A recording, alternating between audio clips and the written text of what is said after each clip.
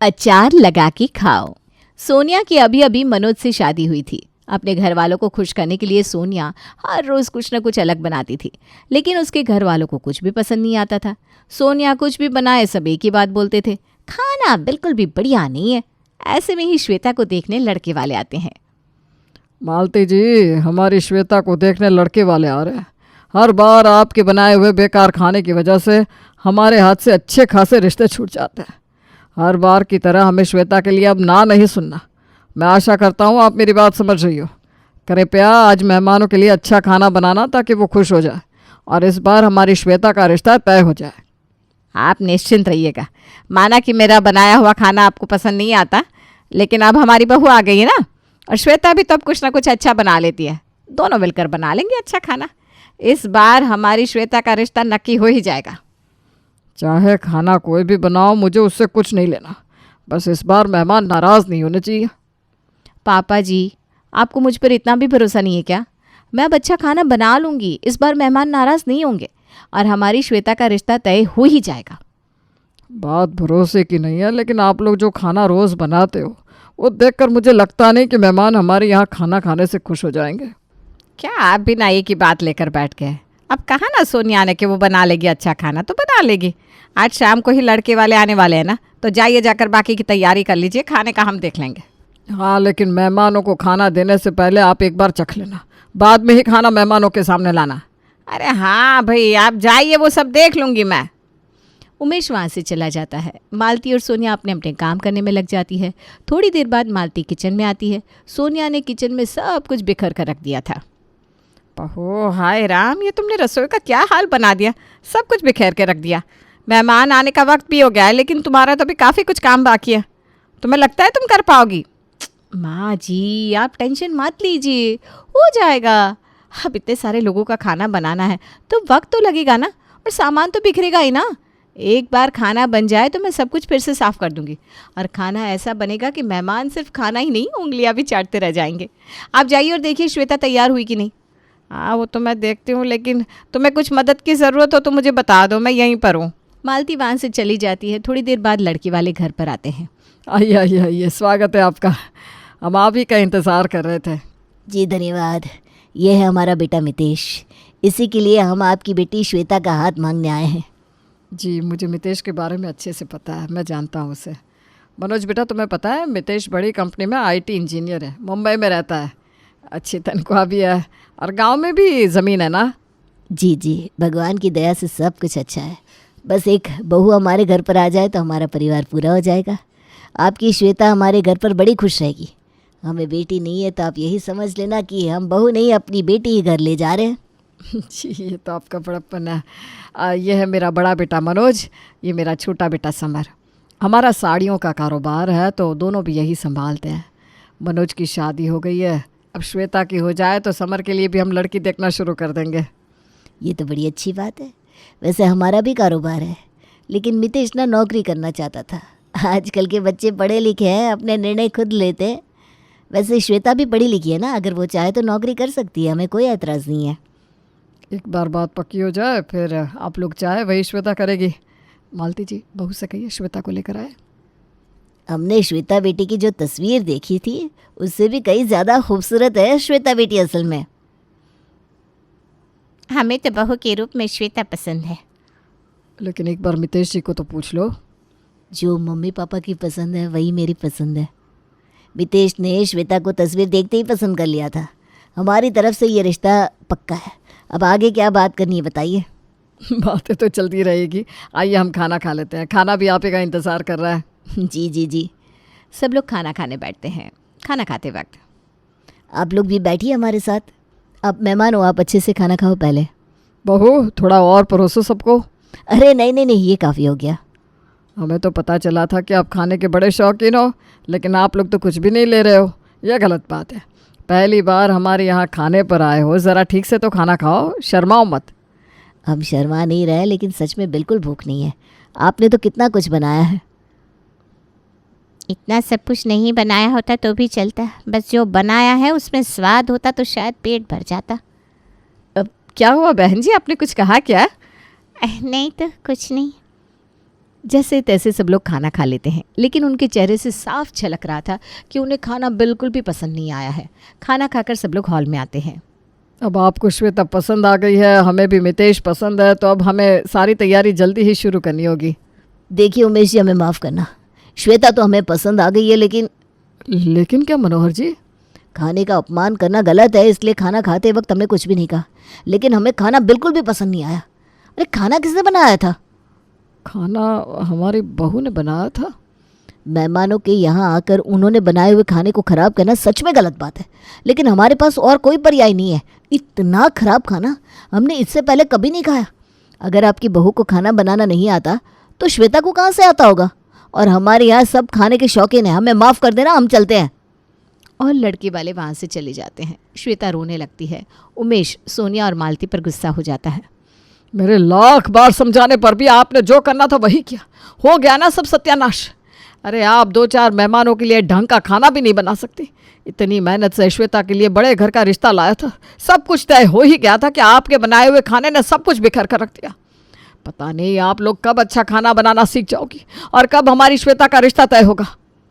सोनिया, अगर तुम ढंग का खाना नहीं बना सकती तो साफ साफ बता क्यों नहीं देती? हम किसी और से खाना बनवा लेते या फिर बाहर से मंगवा लेते। कम से कम मेहमानों के सामने हमने बेइज्जत तो नहीं होना पड़ता। बेचारी श्वेता देखो कितनी रो रही है, तुम्हारी वजह से उसका रिश्ता टूट गया। पर मैंने ये सब जानबूझकर नहीं किया। मैंने अच्छा खाना बनाने की लाख कोशिश की, लेकिन पता नहीं कैसे हर बार की तरह खाना बेकार ही बन गया। मुझे माफ़ कर दो। मेहमानों को नाराज़ करने का मेरा कोई इरादा नहीं था। तुम्हारी कोई गलती नहीं है बहू, सब मेरी ही गलती है। तुम तो इस घर में नई हो, लेकिन मुझे भी कहाँ ढंग का खाना बनाना आता है। अगर मुझे खाना बनाना आता होता तो मैं श्वेता को भी अच्छे से सिखा पाती और मेहमान भी नाराज़ नहीं होते। सारी मेरी ही गलती है। मेरी वजह से ही मेरी बच्ची का रिश्ता नक्की नहीं हो रहा है। अब जो हो गया सो हो गया। एक दूसरे को दोष देकर कुछ हासिल नहीं होगा, लेकिन इसके बाद ऐसा नहीं होना चाहिए। जाओ जाकर अच्छा खाना बनाना सीखो। श्वेता, तुम भी कुछ सब्जियां खुद से बनाने की कोशिश करो बेटा। जी पापा। श्वेता का रिश्ता तय होते होते रह गया। इस वजह से घर में सब काफ़ी परेशान थे। सोनिया और श्वेता यूट्यूब से देखकर रोज़ नई नई सब्जियां बनाने की कोशिश कर रही थी, लेकिन उन्हें कुछ भी हासिल नहीं हुआ। ऐसे ही कई दिन बीतते रहे, लेकिन उन्होंने बनाए हुए खाने में बिल्कुल भी स्वाद नहीं आ रहा था। उनके घर में खाने को लेकर झगड़ा बढ़ता ही गया। घर में खाना ठीक से नहीं बन रहा था, इस वजह से किसी का भी ठीक से पेट नहीं भर रहा था। फिर कुछ दिन वो लोग बाहर से खाना मंगाते हैं, लेकिन इसमें काफ़ी पैसे खर्च हो रहे थे। एक दिन मनोज को उसके दोस्त से एक अचार के बारे में पता चलता है। जब वो अचार मनोज चखता है तो उसे काफ़ी पसंद आता है। उसी दिन एक बड़ी बर्नी अचार खरीदकर मनोज घर लेकर आता है। मनोज, ये क्या, इतना सारा अचार क्यों? हाँ भैया, इतना अचार? किसी चीज़ पर अचार की ऑफ़र चल रही है क्या? अरे नहीं, कोई ऑफ़र नहीं चल रही है। हमारे घर में खाना बिल्कुल बेकार बनता है। हम रोज़ रोज़ होटल से खाना मंगा नहीं सकते क्योंकि उस पर काफ़ी ज़्यादा खर्च हो जाता है, और रोज़ रोज़ होटल का खाना अच्छा भी नहीं है सेहत के लिए। तो हमारे घर में बनने वाले बेकार खाने से बचने के लिए मैंने ये अचार लाया है। पापा, आप एक बार ये अचार खाकर देखो, दुनिया का सबसे स्वादिष्ट अचार है ये। आपको कहाँ से पता चला इस अचार के बारे में? अरे मेरा वो दोस्त है ना सुधीर, मैं उसके घर गया था आज। वहाँ मैंने ये अचार खाया, अब तक स्वाद है मेरे मुंह में इस अचार का। अगर ये अचार इतना स्वादिष्ट है तो ये सच में बढ़िया बात है। वैसे भी रोज़ रोज़ की ये बेकार सब्जियां खाकर मैं तो तंग आ गया हूँ। हम भी। मनोज ने लाया हुआ अचार सबको पसंद आता है। सब उनके घर में रोटियों के साथ अचार ही खाते थे। अचार की बड़ी बन्नी भी उनके घर में कुछ ही दिनों में ख़त्म हो जाती है। मनोज फिर से मार्केट से बड़ी बन्नी लेकर आता है। सोनिया ने भी अब घर में सब्ज़ी बनाना बंद कर दिया था। उनके घर में अब सिर्फ रोटियां बनती थी, क्योंकि सबके सब रोटी सिर्फ और सिर्फ अचार के साथ खाते थे। ऐसा कई दिन तक चलता रहा। फिर एक दिन फिर से श्वेता के लिए एक रिश्ता आता है। हमारी श्वेता के लिए हमारे गांव के सरपंच जी के बेटे का रिश्ता आया है, और इस बार मैं चाहता हूं कि हमारी श्वेता का रिश्ता तय हो ही जाए। पिछली बार की तरह बेकार खाने की वजह से मुझे ना नहीं सुनना।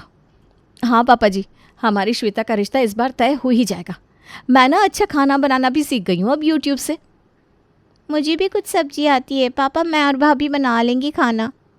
आप दोनों सब्जियां बनाती हो, लेकिन उसमें अच्छा स्वाद नहीं होता है।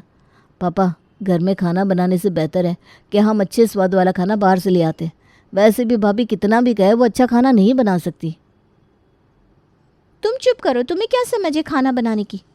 खाना बनाने की कोई समझ नहीं है मुझे, लेकिन स्वाद की तो है ना। और आप दोनों के हाथ में बिल्कुल भी स्वाद नहीं है।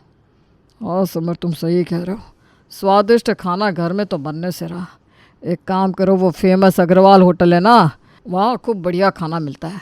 मेहमानों के लिए सारे बढ़िया व्यंजन तुम उनके वहाँ से खरीद कर ले आओ। अच्छे स्वाद की वजह से मेहमान भी खुश हो जाएंगे। जी पापा। मेहमानों को खुश करने के लिए उमेश समर को बाहर से खाना मंगवाने के लिए कहता है। मेहमान घर पर आते हैं, सारी बातचीत होती है। हर बार की तरह लगभग रिश्ता तय हो ही जाता है। लेकिन मेहमान जैसे ही खाना खाने बैठते हैं वो तुरंत जान जाते हैं कि खाना बाहर से मंगाया हुआ है। ये खाना अपने घर में बनाया हुआ है? जी, खाना श्वेता ने बनाया है। नहीं, यकीन नहीं हो रहा। ये खाना घर में नहीं बना। खाने का स्वाद बड़ा जाना पहचाना लग रहा है। अरे पापा, ये तो हमारी यहाँ की वो फेमस होटल नहीं, क्या नाम है उसका? अग्रवाल?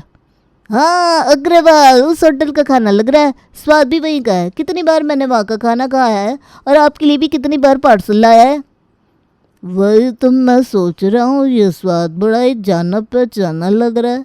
उमेश जी, ये क्या बात हुई, आपने हमसे झूठ बोला? सरपंच जी, हमें माफ़ कर देना। अब आपसे क्या ही छुपाना, सब आपके सामने ही है। श्वेता की माँ को अच्छा खाना बनाना नहीं आता और सोनिया अभी इस घर में नहीं है। लेकिन श्वेता कुछ सब्जियाँ अच्छी बना देती है, बस उसे पूरा खाना बनाना नहीं आता, तो मजबूरन हमें बाहर से खाना मंगाना पड़ा। एक तो आपने खाना बाहर से मंगाया, ऊपर से आपने झूठ बोला। ये बिल्कुल गलत है, हमें नहीं खाना ये खाना।